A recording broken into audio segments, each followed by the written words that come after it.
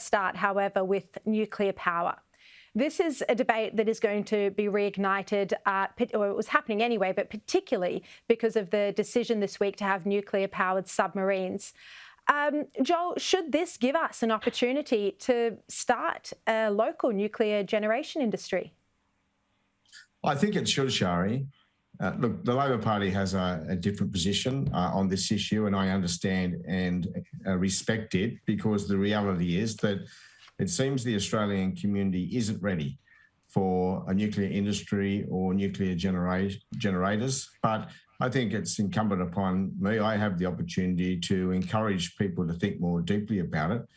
And the planning for the submarine procurement does give us an opportunity to progress that conversation. First step, of course, is to get rid of this ridiculous prohibition on nuclear generation, so that we can at least allow investors to come forward with a proposition, which can be then assessed both by government regulators and, of course, the Australian community. It's more than passing strange that we're now planning to have nuclear reactors in our ports and up and down our coasts, moving up and down our coasts.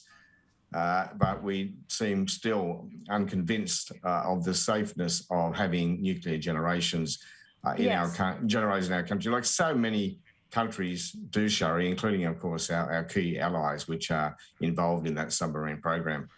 Yes, I think this is such a good point. Jason, do you think the Prime Minister was too quick to rule this out this week? Because it does seem like the community sentiment on this issue has changed dramatically. Sharri, you're absolutely right. I mean, I saw some polling, I think, early this year that showed 70+% of people who vote Labor and Liberal support at least examining nuclear power. Even 53% of Green voters were in favour of examining it. The International Energy Agency has made it clear that the only possible way to net zero by 2050 is the widespread use of nuclear power. Bill Gates has made the point. So I always find it interesting, when Zali Steggall and the Greens love to talk about net zero by 2050, including many people in Joel's party, and they refer to the IEA report that says get rid of coal and stop pumping gas.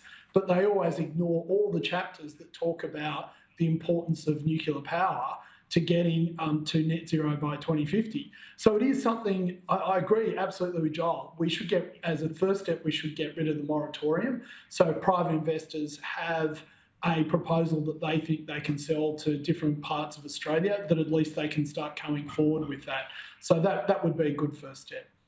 And Sharri, can I just quickly say how responsible it was one of the most irresponsible things I've seen from a politician, and we've seen a few. The Prime Minister? Adam Bandt from the Greens, describing the nuclear-powered submarines as floating Chernobyl, Sharri.